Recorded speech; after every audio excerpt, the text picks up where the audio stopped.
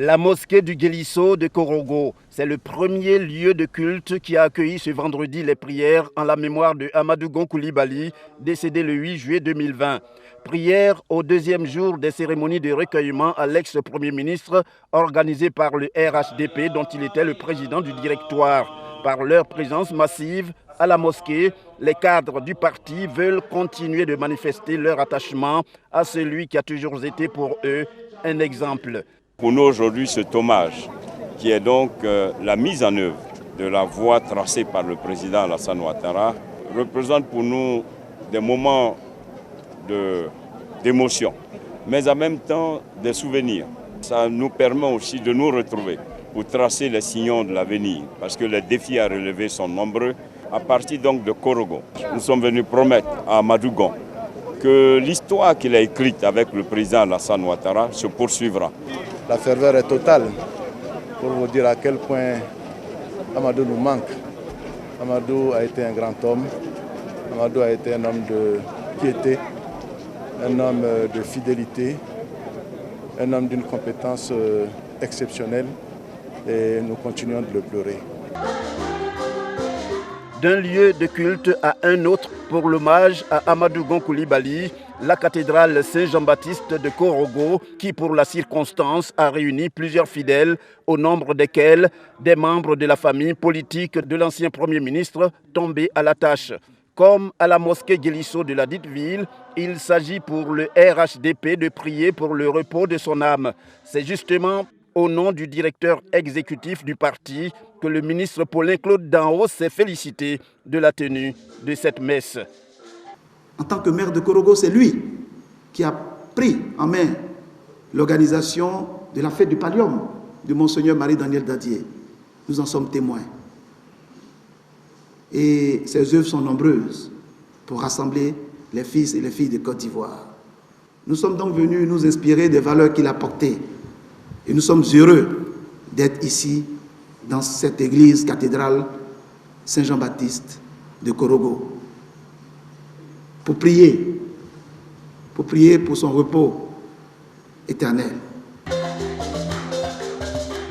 Animations tous azimuts, chants, danses et autres évocations à la gloire de Dieu ont également marqué ce moment de prière en hommage à Amadou Gon Coulibaly, ce digne fils que la Côte d'Ivoire, dirigée par le président Alassane Ouattara, n'oubliera jamais.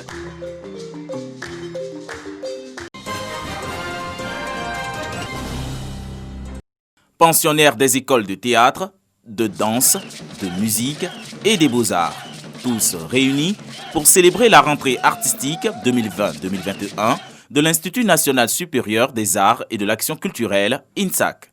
Une journée placée sous le signe de la santé des artistes et de la lutte contre la Covid-19. Nous sommes venus sceller notre partenariat parce que l'INSAC regorge de talents qui peuvent servir à la nouvelle PSP et vice-versa.